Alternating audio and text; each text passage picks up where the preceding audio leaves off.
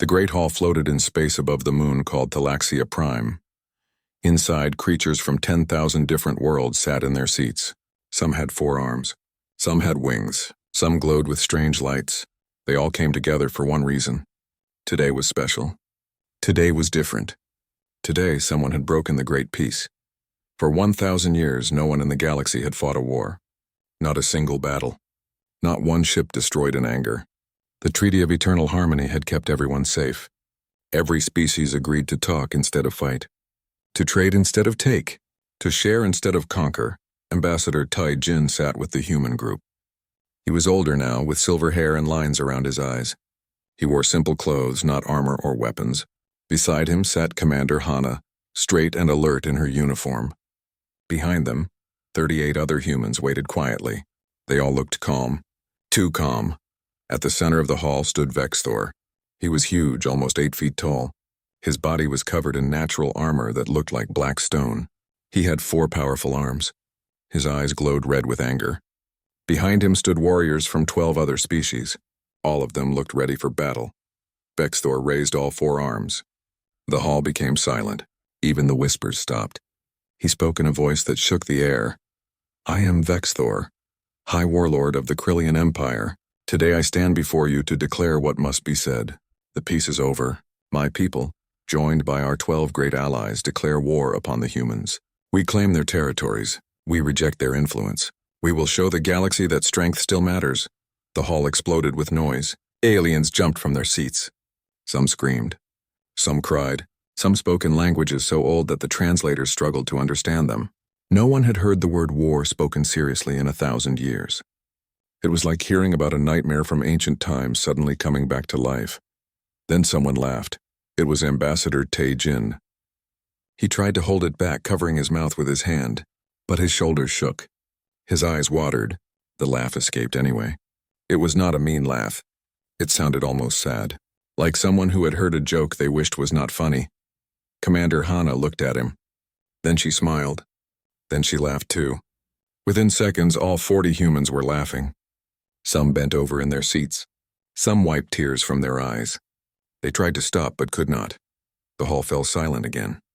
This time from shock. Vexthor's red eyes blazed brighter. His armor plates shifted with anger. "You laugh? You dare mock the declaration of war? We offer you battle and you respond with humor? Explain yourself, human." Tai Jin stood slowly. He wiped his eyes and took a deep breath. When he spoke, his voice was kind but serious. "Forgive us, High Warlord. We are not laughing at you. We are not laughing at your declaration. We laugh because of timing. Because of irony. Because you have no idea what door you just opened." Vexthor stepped forward. His warriors moved with him. "I know exactly what I do. I wake a sleeping species. I challenge a people who have grown soft. You humans have forgotten war. You have forgotten strength. You will remember pain." Tai Jin's smile faded. For a moment, something old and cold showed in his eyes. "No, Vexthor. We have not forgotten. We have been trying very hard to forget. There is a difference." Council Prime Alara appeared then. She was ancient and powerful, her form shifting between solid and energy. She had kept the peace for centuries. Her voice echoed in everyone's mind. "Please, both of you. War has not touched our galaxy for a millennium. Surely there is another way. Ambassador Tai Jin, explain your reaction. Help us understand." Tai Jin looked at her, then at Vexthor, then at the 10,000 species watching. "Give us 48 hours, 2 days. Let us prepare a proper response. Let us show you what you are asking for. Then if Vexthor still wants war, we will give him exactly what he requests. 2 days to run. 2 days to beg for mercy. We accept. In 48 hours, we will hear your surrender. If not, we take what we want by force." The hall emptied slowly. Species left in groups, talking in worried voices. The humans walked out together, quiet now. Commander Hana pulled out a small device and typed quickly. She showed Tai Jin the screen. It read, "Authorization request. Titan Protocol." 30 seconds later, the reply came from Earth. The message was short and cold. "Request denied.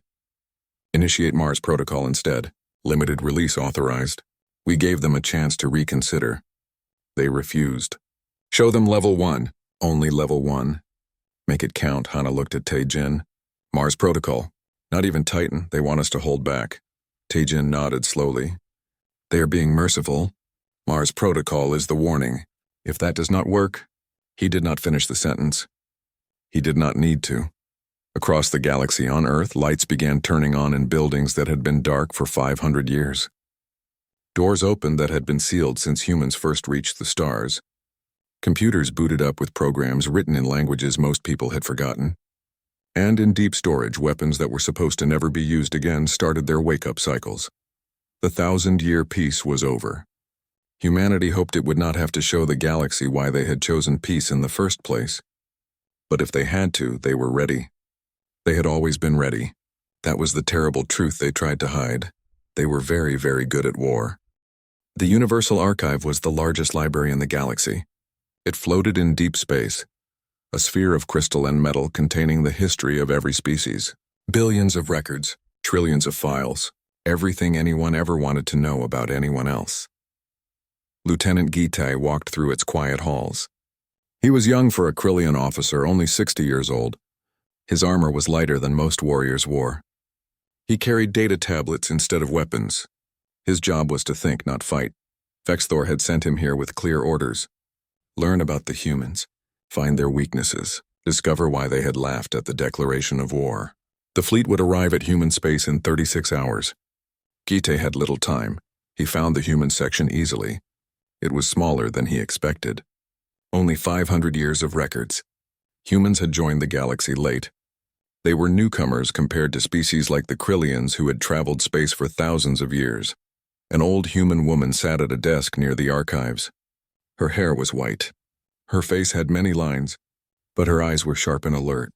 A name tag said Historian Bora Welcome, she said in perfect Krillian language. You wish to learn about humans, yes? For the war, Gite felt uncomfortable.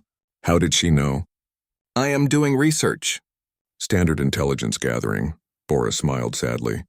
You are the 5th Krillian officer to come here in 2 days, all asking the same questions, all looking for the same answers. Come, I will show you what you need to see. She led him to a sealed section. Warning signs covered the walls in multiple languages.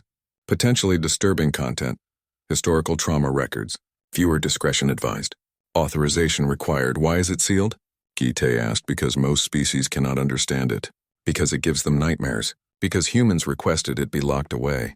They did not want others to see what they were before they reached the stars. Bora opened the locks with her hand scanner. She gave Gite a small crystal. This contains 5,000 years of human history before we left Earth, our home world, before we learned to live in peace. Before we decided to change, Gite took the crystal carefully. What am I going to see? The truth, Bora said quietly. What humans are capable of when they stop holding back. I hope your leader is wise enough to reconsider. Gite found a private viewing room. He inserted the crystal and began to read. At first he was confused. The numbers seemed wrong. The translator must be broken. Then he realized the numbers were correct. They were just impossible to believe.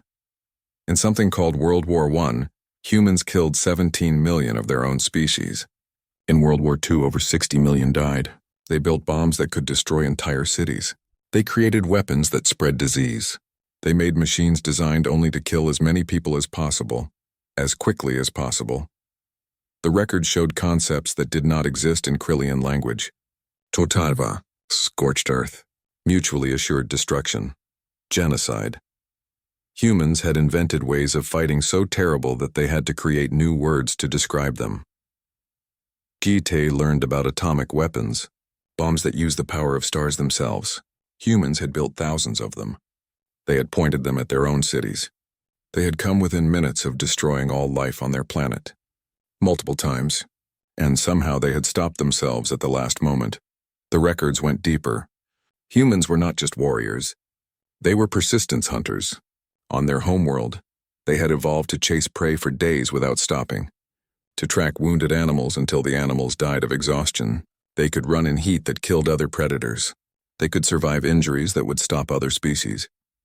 Gite watched video recordings. Soldiers fighting for days without sleep. People surviving in conditions that should kill them. Entire populations willing to die rather than surrender. Humans did not fight like Krillians fought. Krillians had honor, rules, tradition. Humans fought to win. By any means necessary. There was a knock on the door. A human man entered. He was young, maybe 40 years old. His badge said Dr. Jawan, Military Psychology Division. I see you have reached the weapons section, Jaewon said calmly. Would you like me to explain what you are seeing? Gi-tae gestured at the screen. This cannot be real. You did not really build these things. No species would create weapons to destroy their own world. Jaewon sat down. It is all real. Every word. Every number. We built weapons that could end all life on Earth. We built them because we were afraid of each other. We kept building them even when we had enough to destroy everything 10 times over. Why? Gi-tae asked. Why would you do this? Because humans are very good at one thing, solving problems. When we feel threatened, we solve the threat, permanently, completely, by any means necessary. For thousands of years, other humans were the threat, so we got very, very good at fighting other humans. Jaewon pulled up another file. This is what your leaders do not understand. When humans reached the stars, we made a choice. We decided to never be that way again. We built the preservation fleet not to conquer, not to explore, to preserve. To remember what we were so we would never become it again. The Mars Protocol. Gi-tae said quietly. What is it? Jaewon looked sad. It is Level 1. The warning. A controlled release of what we used to be. Not enough to destroy you. Just enough to make you understand. We have other protocols. Titan, Olympus. Each one worse than the last. Each one something we hope to never use again. You are trying to scare me, Gi-tae said. Psychological warfare. No, I am trying to save lives. Yours and ours. Because once Mars Protocol activates, it becomes harder to stop. Once humans remember what they are capable of, it is difficult to make them forget again. Gi-tae stood. I must report this to Vexthor. Jaewon nodded. I hope he listens. I hope he understands. Because in 36 hours your fleet will arrive at human space, and you will learn that peace is not weakness. Peace is a choice humans made because they were too good at the alternative. Gi-tae left the archive. He contacted the fleet immediately. He sent all the data, all the files, all the warnings. He spoke directly to Vexthor through secure channel. High Warlord, you must see this. The humans are not what we thought. They are dangerous in ways we cannot imagine. Vexthor's response was immediate and angry. You have been fooled by human lies. This is propaganda. Psychological tricks. They want us to fear them because they are weak. A predator that refuses to hunt is no longer a predator. It is prey. We attack in 36 hours as planned. The transmission ended. Gi-tae looked at the crystal in his hand. All that history. All those warnings. All those deaths. And his leader would not listen. Back on Earth, Commander Hana watched the countdown. 36 hours until contact. Mars Protocol was fully active now. Weapon systems charged. Dormant ships coming online. Soldiers who had never seen combat preparing for something their great-grandparents hoped they would never have to face. A message appeared on her screen from Admiral Kunwu. Are we ready? She typed back slowly. We have always been ready. That is what scares me. Kepler Station sat on the edge of human space. It was small. Just a mining colony with 2,000 people. Families lived there. Children went to school. People worked and laughed and lived normal lives. They knew the Krillian fleet was coming. They could see it on their sensors. 300 warships growing closer every hour. Captain Sua stood on the bridge of Arbiter 7. Her station was not designed for war. It had research labs, medical centers, living quarters. But it also had something else. Something hidden beneath the ordinary surface. Something that had been sleeping for 500 years. Colony Director Hyun-ji appeared on the screen. Her face was pale with worry. Captain, we need more time. The children. The families. We cannot evacuate everyone fast enough. Sua felt her heart break. Move everyone to the core. The inner levels. They will be safe there. I promise you. Can you stop them? Hyun-ji asked. 300 ships against one station? Sua looked at her crew. Young Su sat at the tactical station. He was barely 25 years old. Fresh from the academy. He had studied ancient warfare as a hobby. Now that hobby had become his job. We will do what humans do best. We will survive. The Krillian fleet arrived. 300 massive warships. Each one larger than Arbiter 7. Each one covered in weapons and armor. They had fought in gladiator contests for centuries. They knew war. Or they thought they did. Vexthor's face appeared on every screen. Humans of Kepler Station. You have 1 hour to surrender. Leave this place. Abandon your territory. Or we will destroy you. This is your only warning. Suwa opened a channel. Hi, Warlord. We request safe passage for our civilians, women and children. Let them leave. Then we can discuss terms. Vexthor laughed. No, you will all leave together, in defeat. So the galaxy sees what happens when someone challenges Krillian strength. Suwa closed her eyes for a moment. Then she opened them. They were different now. Colder. Harder. She typed a code into her command console. Authorization received. Mars protocol active. All systems release from standby mode. The station began to change. Panels that looked like decorations slid away. Beneath them were weapons.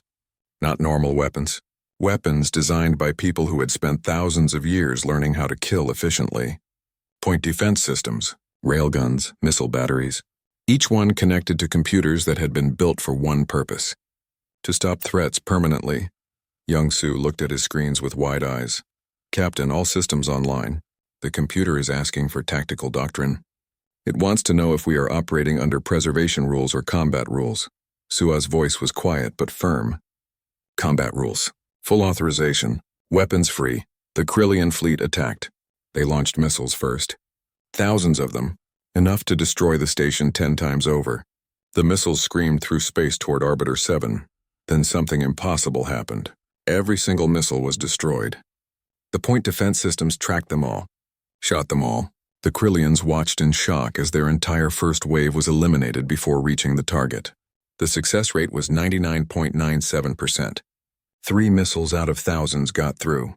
They hit shields that absorbed them easily. Vexthor was confused but not worried. He sent boarding parties. 12 ships full of warriors. They would take the station by force. Krillians were the best fighters in the galaxy. Everyone knew this. The boarding parties entered the station through airlocks. They moved through the corridors in formation. Professional, disciplined, ready for combat. They never reached the bridge. Human security teams met them. The humans did not fight like honorable warriors. They fought like hunters. They used the station itself as a weapon. Doors sealed behind the Krillians. Gravity changed. Air composition shifted. The humans knew every corridor, every hiding spot, every advantage. Within 20 minutes, every boarding party was captured. Not killed, captured. The humans used non-lethal weapons that the Krillians had never seen. Gas that made them sleep. Sounds that confused their senses. They were taken prisoner without a single human casualty. Young-Soo looked at the prisoners on his screen. Captain, should we interrogate them? Already done. Suwa pointed to another screen. We asked them questions while they were unconscious. Standard psychological profiling. We now have their command codes. Fleet positions. Supply routes. Weakness points in their armor. Everything. Vexthor realized something was very wrong. This was not how battles worked. The humans should be defending, running, begging. Instead, they were analyzing, adapting, winning. He ordered a full assault. All 300 ships attacked at once. Maximum firepower. They would overwhelm the station by sheer force. Young-Soo activated a program called Shock and Awe. Every Krillian ship suddenly received a transmission. Not threats, not warnings, video footage. Old Earth videos showing human history. Wars, battles, conflicts where humans fought humans with terrible efficiency. The Krillians watched soldiers fight for days without rest. They watched cities burn. They watched weapons that killed thousands in seconds. They watched humans face impossible odds and refuse to surrender. The videos came with simple captions explaining each scene. This is what we do to ourselves. Imagine what we can do to you. Suwa gave one order. Launch package Alpha. A single missile left Arbiter 7. It was different from any weapon the Krillians knew. It traveled at 90% the speed of light. A relativistic weapon. It had so much energy that hitting anything would release the power of a small star. The missile was not aimed at any ship. It flew through the center of the Krillian formation. The shockwave disabled 40 ships instantly. The flagship itself was damaged. Systems failed. Shields collapsed. Warriors were thrown around inside their ships. Suwa opened a channel to Vexthor. That was one missile. We have 200 more. We know where your homeworlds are. We know where your families live. We know where your supply bases hide. We have spent 500 years watching the galaxy, learning, preparing for a war we hoped would never come. This is your last chance, Vexthor. Withdraw, leave human space, or learn what total war truly means. We do not want to teach you, but we will if we must. Lieutenant Gite watched from his ship. His analysis was complete. The human station had used less than 3% of its weapons. The rest were still waiting, still ready. The humans were not fighting to win. They were fighting to teach, to demonstrate, to warn. Vexthor was humiliated but not stupid. He ordered a tactical retreat. The fleet withdrew. But as they left, they intercepted human communications. One message stood out: Arbiter 7 to Earth Command. First contact successful. Enemy has taken the bait. They saw level 1. They believe that is all we have. Proceeding to phase 2 as planned, Gite felt cold fear run through him. Level 1. That demonstration was just the beginning. Just the warning. What were levels 2, 3, and beyond? He did not want to find out. But he knew they would. Because Vexthor would not stop. And when he did not stop, the humans would show the galaxy something it had never seen before. What true persistence looked like. What real determination meant. What happened when you threatened the survival of a species that had spent millions of years learning how to survive. 2 weeks after the battle at Kepler Station, Vexthor had rallied his forces. The defeat had made him angry, humiliated but also determined. He contacted his 12 allied civilizations. Together they gathered 15,000 warships. The largest military fleet in galactic history. The galaxy watched with growing fear. Surely humanity could not stand against such numbers. The humans had only 47 ships in their reclamation fleet. 47 against 15,000. It seemed impossible. Admiral Kunwu stood on the bridge of his flagship. He was older, in his late 50s. He looked like someone's grandfather with his kind face and gentle smile. But his eyes told a different story. They were the eyes of someone who understood hard choices, someone who had studied philosophy and ethics his whole life, someone who knew exactly what he was about to do and hated every moment of it. The battle was set for the Valter Nebula. Empty space. No civilians nearby. Just 2 fleets meeting to decide the future. The Krillian Armada arrived first. 15,000 ships in perfect formation. Organized. Disciplined. Following the ancient warrior codes of honorable combat. The 47 human ships spread out in what looked like random positions. No formation. No pattern. It looked confused. Amateur. Vexthor smiled. The humans did not even know how to arrange their forces properly. Vexthor broadcast across all channels. Admiral Kunwu, we offer you terms of honorable engagement. Formal combat. Rules of war. Surrender now and your people will be treated well. Kunwu's reply was calm and sad. There are no terms. There are no rules. There is only survival. You wanted to see what humans do when threatened. You wanted war. Now you will learn what war means to a species that spent 5,000 years perfecting it. The battle began, except it did not. The human ships did not attack. Instead, they sent a signal. A single transmission that spread through the Krillian fleet like a virus. Every Krillian ship's computer system began failing. Shields flickered. Weapons misfired. Navigation systems showed wrong coordinates. The humans had helped the galaxy upgrade their technology decades ago. Those upgrades contained hidden code. Dormant. Waiting. Now activated. Dr. Nari worked from Earth. She was the head of psychological warfare. Her job was not to kill the enemy. It was to make them stop wanting to fight. She launched the second part of the human plan. Across the Allied fleet, soldiers received messages. Not from humans. From their own families. Videos of Krillian children playing with human children at universities. Pictures of mixed trade delegations. Cultural exchanges. All with one simple question. Why are we fighting these people? 3 of the 12 Allied civilizations immediately withdrew. They were not cowards. They were smart. They realized this war was not about protection or defense. It was about Vexthor's pride. His need to prove Krillian strength. They would not die for his ego. The fleet was now down to 9,000 ships. Still massive. Still powerful. But confused, uncertain. Vexthor screamed orders. Attack! Destroy them! Show no mercy! The remaining ships charged forward. This was the moment the humans had planned for. General In-sung commanded the tactical operations. His doctrine was simple. Make them fear the darkness. Make every shadow a threat. Make every moment exhausting. The human ships did not fight like any military force the galaxy had seen. They did not form lines. They did not exchange fire. They hunted. They used the nebula itself as cover. They appeared from radiation clouds. They struck fast. They vanished before retaliation. They were everywhere and nowhere. One human ship lured 20 trillion vessels into a gravity well. The massive pull of a collapsed star caught them. The human ship escaped using engines that could burn hotter and longer than any other species could build. The trillion ships were crushed or spent hours fighting free. By then, the human ship was gone. Another human vessel hid in an asteroid field. When trillion ships came searching, the humans used the asteroids as weapons. Small explosives moved rocks into paths. The trillions had to choose between being hit or breaking formation. Either way, they lost. The galaxy watched in horror as human tactics became clear. They fought like predators, like persistence hunters. They did not try to win big battles.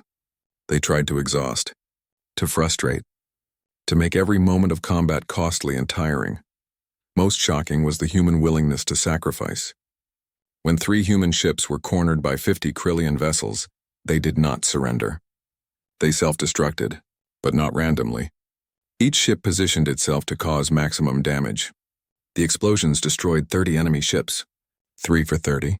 By human calculation, this was victory. The trillions could not understand this math. Who trades their own lives so easily? What kind of species calculates death as profit? But humans had spent thousands of years at war. They understood that sometimes the only way to win was to make the enemy's victory cost more than losing. After 3 weeks of fighting, the trillion fleet was reduced to 3,000 ships. Humanity had lost 12. The numbers should be impossible. But they were real. The humans were not just winning. They were teaching, demonstrating, showing the galaxy what total commitment to survival looked like. The Galactic Council convened an emergency session. Council Prime Alara was furious. This violence must stop. Humanity, you go too far. This level of destruction is unnecessary. Ambassador Te Jin stood before them all. His face was tired. We did not want this. We begged Vexthor to reconsider. We warned him. We showed him our history. He chose war anyway. Now he learns what war means. But surely you can show restraint, Alara pleaded. Te Jin's voice was sharp. Restraint? We are showing restraint. This is Mars Protocol. Level 1. The warning shot. We have protocols beyond this Titan Olympus, things we hope to never use. Things that would truly show what humans can do when survival is at stake. He looked at the assembled species. For 500 years we chose to be less than what we are. We did this because we learned we are too good at destruction, too efficient at violence, too willing to do whatever it takes to survive. You wanted us to fight? We are fighting. But do not ask us to fight gently. We do not know how anymore. The council chamber was silent. Every species understood now. Humans had not been peaceful because they were weak. They had been peaceful because they were terrifyingly strong. And now that strength was unleashed, Lieutenant Gite sent a secret message to Admiral Kun Wu. What would it take for you to stop? The reply came quickly. Unconditional surrender. All occupied territories returned. Vexthor stands trial for war crimes, and we teach the galaxy a new concept. Rules of war, Geneva Conventions, things we created because even we recognized there had to be limits. Gite read the message 3 times. War crimes, limits, rules, concepts that did not exist in Krillian culture. Perhaps that was the point. Perhaps humans were not just fighting a war. They were trying to teach the galaxy how to prevent the next one. But first, they had to win this one. And winning meant breaking Vexthor completely. Not just his fleet, his will, his certainty, his belief that strength was all that mattered. The humans were very good at breaking things. They had spent 5,000 years learning how. Earth hung in space like a blue jewel, humanity's homeworld, where their species was born, where they learned to walk, to think, to dream, to fight. 15 billion people lived there now. They could see Vexthor's fleet approaching on their sensors. 800 ships, all loyalists, all willing to die for their leader, all carrying a weapon that could end everything. In Seoul, a man named Jun Ki taught history to children. He was ordinary, normal height, normal build. Nothing special about him except that he loved his job and his students. He had never held a weapon, never trained for combat. He was exactly what humanity had become over 500 years of peace. Safe, comfortable, civilian. Now he stood in his classroom watching the news. His students had been sent home. The city was being evacuated. Not everyone would make it to the shelters in time. The numbers were clear. If Vexthor fired his planet killer, 10 billion people would die. Maybe more. Junki felt something he had never felt before. Not fear, not anger. Something deeper. Something old. The same feeling his ancestors felt when predators threatened their tribes. When enemies attacked their homes. When survival was the only thing that mattered. In orbit above Earth, President Sang-mi met with her advisors. They had weapons that could stop Vexthor.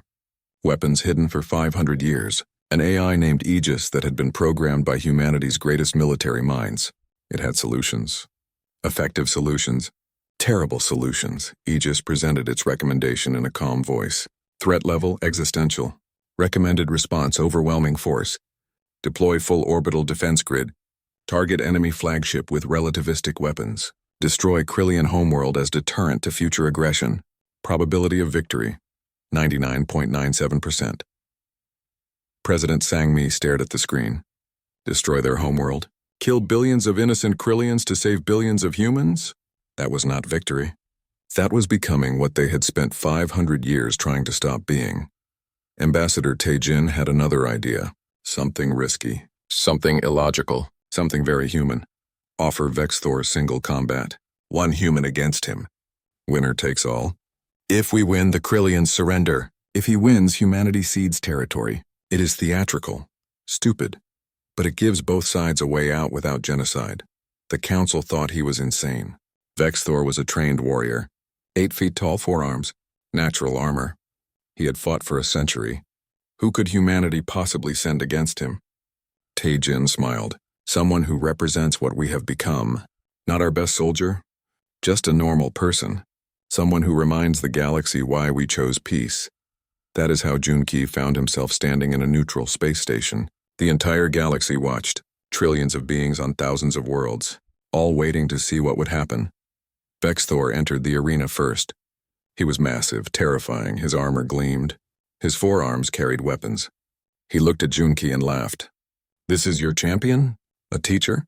An untrained civilian? You mock me even now. Junki took off his jacket slowly. Underneath he wore a simple shirt. No armor, no weapons, just a man. He looked at Vexthor calmly. I am not here to mock you. I am here to show you what humanity truly is.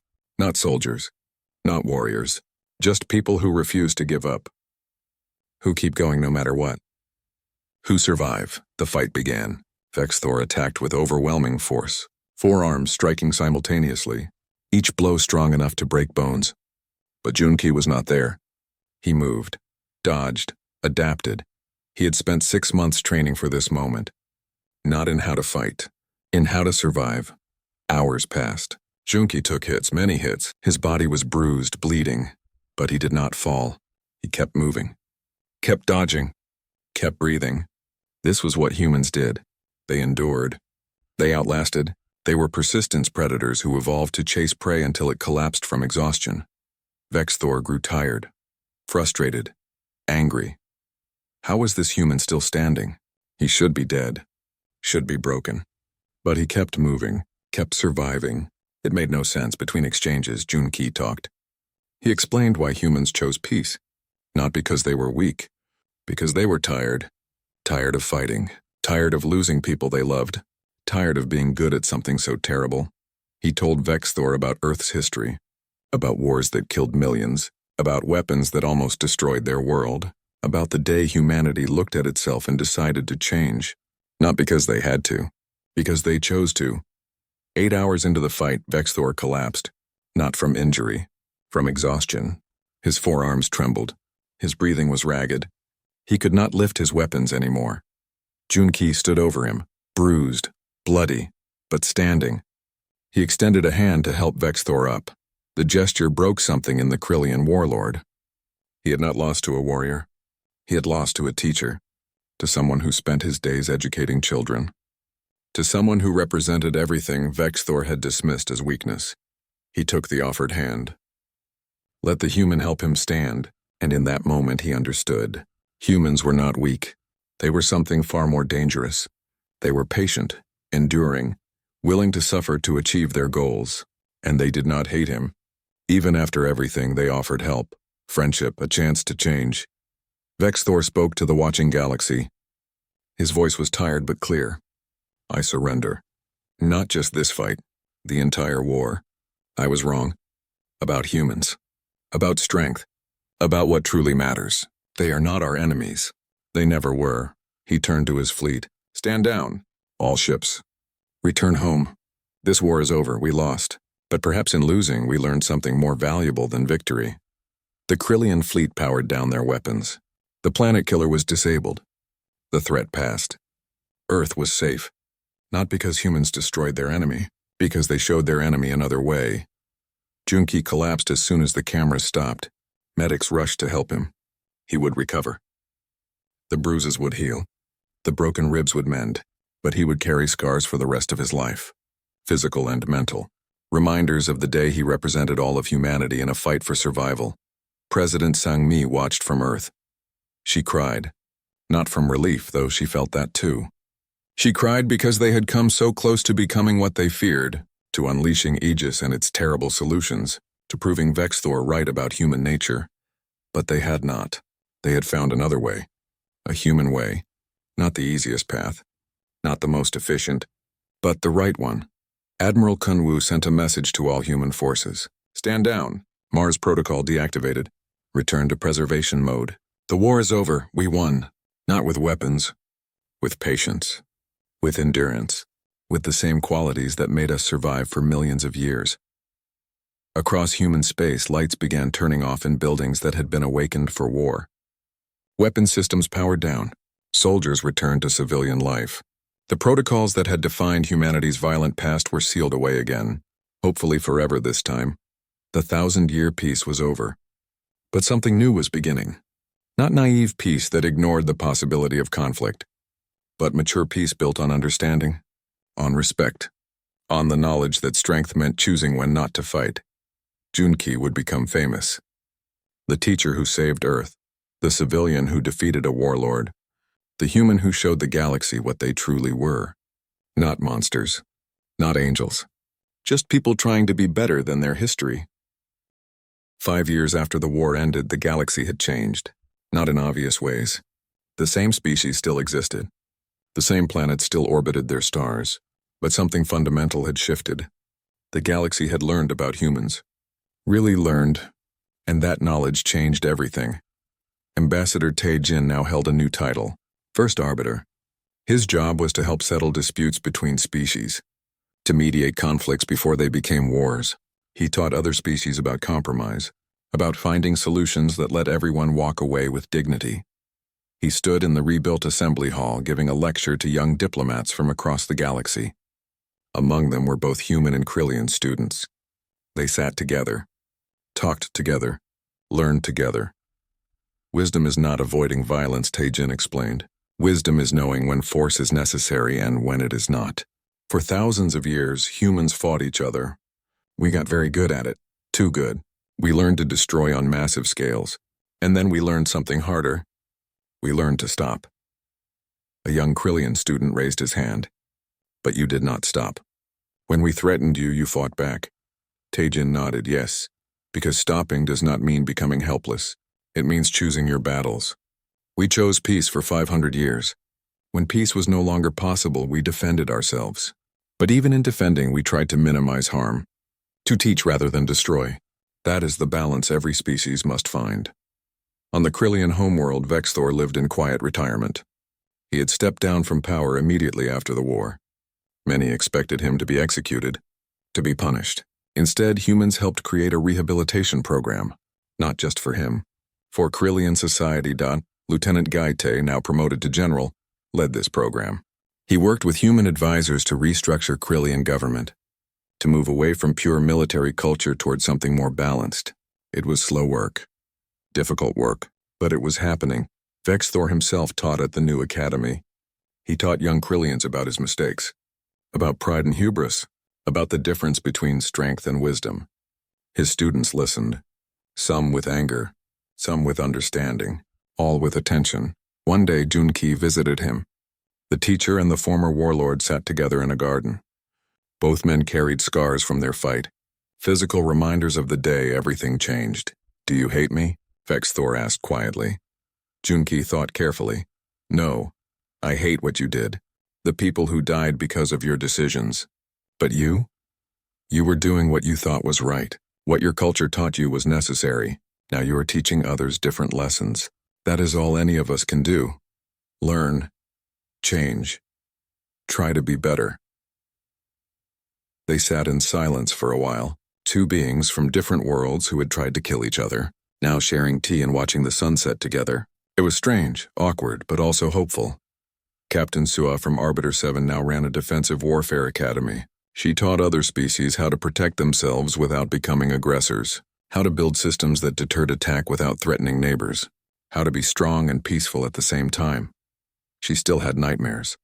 Still woke up some nights remembering the weight of command, the burden of decisions that determined who lived and died. She attended therapy sessions with both human and Krillian veterans. They shared their trauma, their guilt, their hope for better futures.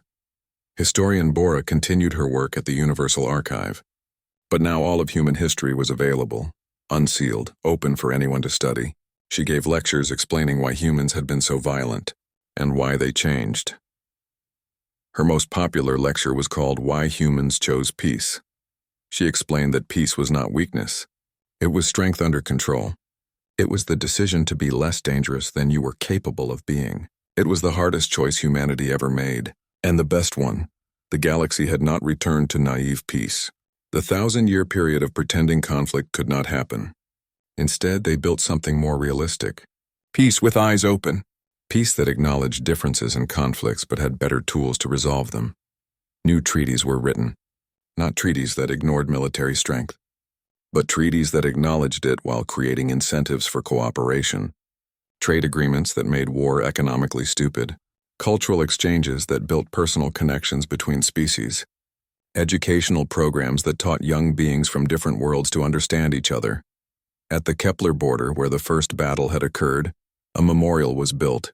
It honored all who died, human and Krillian, civilian and soldier. The inscription was written in every galactic language. War's easy, peace is hard, choose hard. Admiral Kunwu attended the memorial dedication. He stood beside Vex Thor, two old warriors who had made terrible choices for what they believed were right reasons, both carrying the weight of command, both trying to live with what they had done. A young human child and a young Krillian child unveiled the monument together. They had been born after the war. They knew each other from school. They were friends. That simple friendship represented more than any treaty or agreement ever could. After the ceremony, Commander Hana asked Taijin a question that had bothered her for years. Did we make the right choices? Taijin watched the two children playing together. Human and Krillian, laughing, sharing. I do not know if they were right. History will judge that, but they were human. Messy, complicated, effective, and ultimately hopeful. Just like us. We did what we thought was necessary to survive. And then we tried to build something better from the ashes. President Sang-mi gave a speech to the assembled galaxy. She spoke about the cost of war, about the people lost, about the trauma that would take generations to heal, but also about hope, about the possibility of change, about species learning from their mistakes. We are not perfect, she said. We never were. We are a species that spent thousands of years fighting ourselves, that built weapons capable of destroying our own world, that came within minutes of extinction multiple times. But we learned. We changed. We chose to be better. She looked directly at the camera, speaking to billions watching across the galaxy. That is our gift to you, not our weapons, not our tactics. Our choice. The choice to change.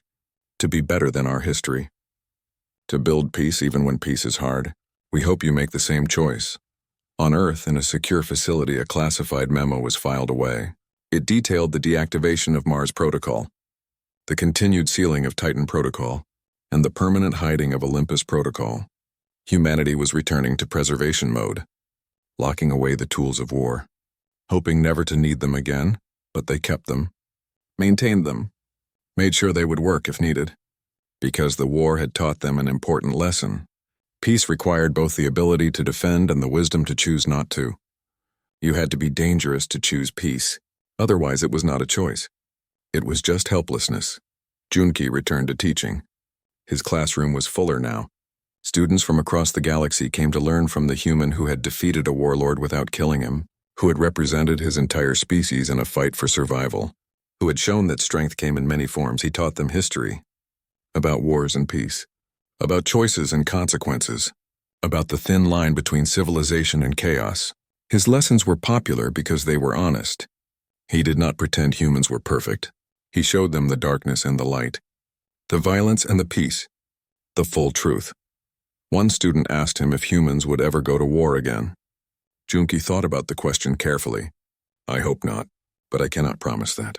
What I can promise is that if we do, it will be as a last resort, after every other option has failed.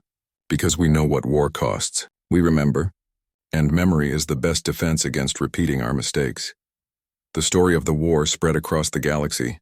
It was taught in schools, studied in universities, debated in councils. Everyone had opinions about what it meant, about who was right, about what lessons should be learned. But certain facts were undeniable. Humanity had shown they were capable of terrible violence when threatened, but they had also shown restraint, mercy, the willingness to help former enemies rebuild. That complexity was what made them so effective, and so dangerous, and so valuable as allies. The galaxy watched Earth with new eyes, not with fear, not with worship, with respect, with understanding that peace and strength were not opposites. That wisdom meant knowing when to fight and when to forgive. That survival required both the ability to destroy and the courage to build. Earth rotated peacefully in space, beautiful, blue, home to 15 billion souls who had come within hours of extinction. But they had survived, just like they always had, through adaptation, through persistence, through the refusal to give up. If you looked closely, you could see the defense grid that had not existed before the war. Dormant now, quiet but ready. Humanity had learned from the war. They would choose peace whenever possible, but they would never again be unprepared for war. That was the final lesson, the one the galaxy would remember. Humans laugh when threatened, not because they are afraid, not because they are crazy, but because they recognize a pattern from their history. They laugh because they know something their enemies do not. They know how the story ends. It ends with survival. It always has. For millions of years, through ice ages and disasters and wars and plagues, humans survived. Not because they were the strongest. Not because they were the fastest. The white ship moved slowly through the darkness of space. Its name was Hope's Dawn, and it was different from other ships in this part of the galaxy. It had no weapons. It carried no soldiers. Instead, it carried doctors, nurses, and medicine. Large red crosses covered every side of the ship, telling everyone who saw it that this was a medical ship. A ship that helped people, not hurt them. Captain Daeho Kim sat in his chair on the bridge watching the stars. He was a tall man with kind eyes and gray hair at his temples. He had been a soldier once many years ago, but he got tired of fighting. Now he wanted to save lives instead of taking them. That was why he became the captain of a hospital ship. Near him, Dr. Mireille Park was checking the medical supplies on her tablet. She was the best surgeon on the ship, maybe the best human surgeon in this whole sector of space. She looked up from her screen and smiled at the captain. She loved this work. Every life they saved made all the hard days worth it. For 3 months, Hope's Dawn had been working in this dangerous area of space. 2 alien races were fighting a terrible war here. The Valthrex Empire and the Corthan Alliance had been killing each other for years. Nobody remembered why the war started anymore. But the dying continued. Hope's Dawn helped both sides. When Valthrex soldiers got hurt, the human doctors fixed them.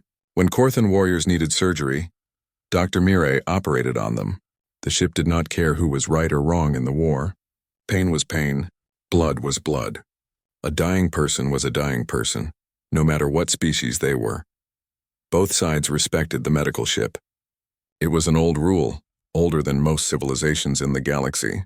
Medical ships were protected. You did not shoot at hospitals. You did not attack doctors. Even in war, some things were supposed to be sacred. Lieutenant Jinho Lee was young and full of hope. He worked at the communications station, and he believed strongly in what they were doing. He believed the galaxy was a civilized place where rules meant something, where good people were protected. His parents had taught him to trust in the law and do the right thing. Nurse Sora Choi was in the medical bay checking on patients.